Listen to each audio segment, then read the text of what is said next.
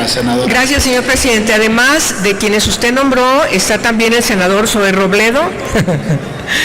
Y quiero informarles a ustedes que el contexto de esta iniciativa sigue insistiendo en buscar garantizar una plena independencia de uno de los poderes de la Unión, que es el Poder Judicial, y al tenor de ese objetivo es que hemos planteado esta iniciativa. Y quiero recordar un precepto de un jurista italiano, Piero Calamandrei, que en 1935 escribió en su obra El elogio de los jueces lo siguiente: el Estado siente como esencial el problema de la selección de los jueces, porque sabe que les confiere un poder mortífero que, mal empleado, puede convertir en justa la injusticia, obligar a la majestad de las leyes a hacerse paladín de la sinrazón. Y también señaló: no es honesto, cuando se habla de los problemas de la justicia, refugiarse tras la cómoda frase hecha de que la magistratura está por encima de toda crítica y de toda sospecha, como si los magistrados fueran seres sobrehumanos, a quienes no alcanzarán las miserias terrenales y por tanto intangibles.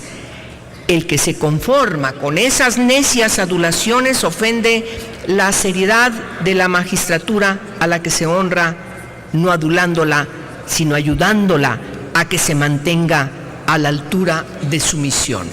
1935. Ha pasado mucho desde entonces. Una nueva organización de las Naciones Unidas, después de una Segunda Guerra Mundial desastrosa para la humanidad, nuevos pactos sobre derechos humanos a partir de 1945, empezando con la Carta de las Naciones. Igualmente en los continentes, todos los procesos para configuración, distintos tratados internacionales. Y por supuesto, finalmente, el logro del Tratado de Derechos Humanos de las Mujeres, la Convención para la Eliminación de todas las formas de la discriminación. ¿Por qué es importante mencionar esto? Porque la discusión en la que vamos a entrar próximamente en el Senado de la República tiene que darse a partir de las ternas que tiene que presentar el presidente de la República para la Suprema Corte de Justicia de la Nación.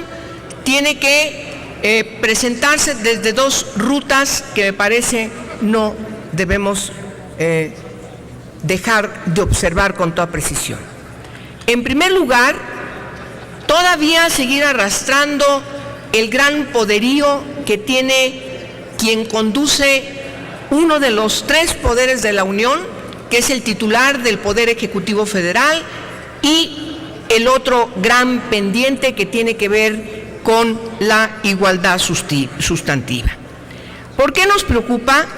Porque en estos momentos en que el país está atravesando por una grave situación de violencia, de inseguridad, de desconfianza en las instituciones, también de retos para lograr que los derechos humanos plasmados en la Constitución se conviertan efectivamente en la ruta que consolide la gobernanza como la que se dedica precisamente a resolver y garantizar mejores condiciones de vida de todas las personas sin ningún tipo de discriminación y bajo ninguna índole. Hoy nuevamente vamos a entrar al reto de quién vamos a nombrar a partir de ternas que enviará el presidente de la República. Creemos que esa ruta tiene que transformarse, también tiene que entrar a la dinámica de las reformas estructurales en las que hemos entrado en los últimos años para tener una constitución política acorde a los nuevos tiempos y sobre todo se armonice a los preceptos de los tratados internacionales que México ha aprobado. Por eso es que el día de hoy, a nombre del Grupo Parlamentario de el Partido de la Revolución Democrática, estamos insistiendo en la independencia de las y los ministros de la Suprema Corte, porque constituye una condición sine qua non para que el Poder Judicial ejerza sus funciones con un mínimo de objetividad, transparencia e imparcialidad, y contribuye así a la consolidación y la calidad de un Estado democrático, de un Estado de derechos, y por lo tanto, pues es fundamental contar con ministras y con ministros independientes, pero también idóneos. Hoy estamos poniendo a su consideración diversas reformas a la Constitución que tienen como cometido que el Ejecutivo Federal no participe más en proponer las ternas que tienen que dirimirse y votarse por 2/3 partes en el Pleno de este Senado, y por lo tanto que sean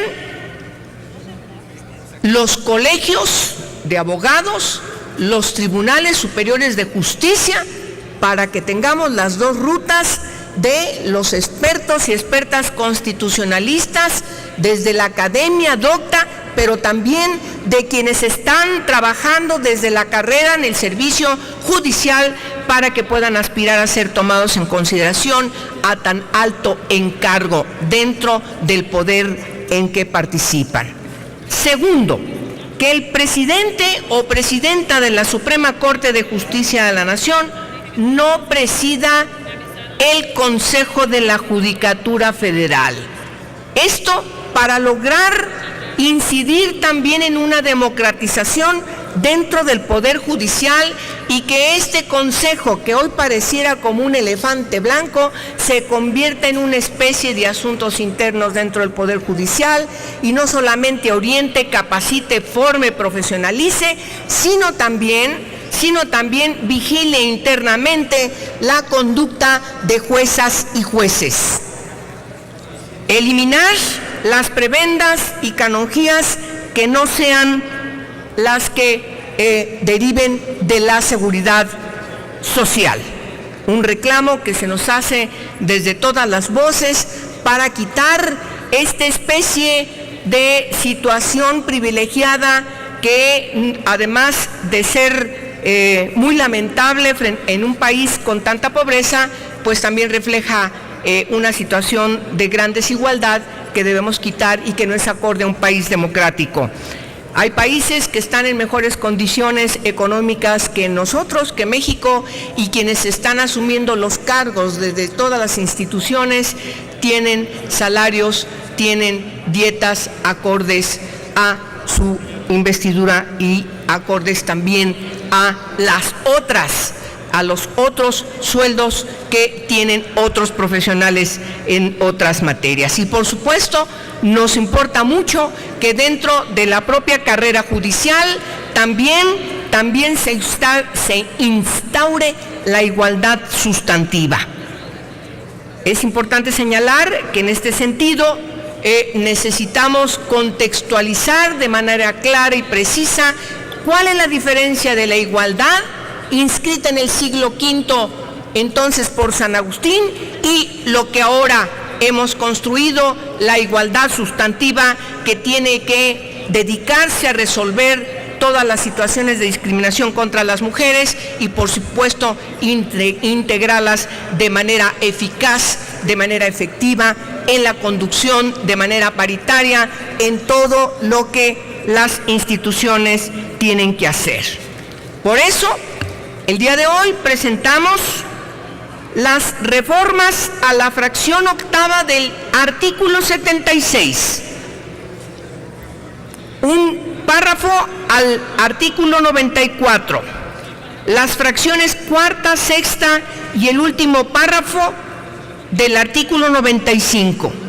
También reformamos, por supuesto, el artículo 96, el segundo párrafo del artículo 100, los párrafos quinto y séptimo del artículo 100, y por supuesto se adiciona el 12º párrafo al artículo 94, las fracciones del 1 al 8º del 4º párrafo del artículo 100 se revisan, las fracciones 1 y 4ª del artículo 111, y también derogamos la fracción 18ª del artículo 89, la fracción 3ª del artículo 127, todos de la Constitución Política de los Estados mexicanos. Muchas gracias a todos ustedes, buen día y muchas gracias por su atención.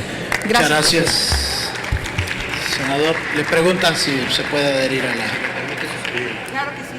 Adelante, tome nota. Y le pido que quede inscrita de manera textual toda la iniciativa en el diario de debate, señor presidente. Así se hará, con todo gusto.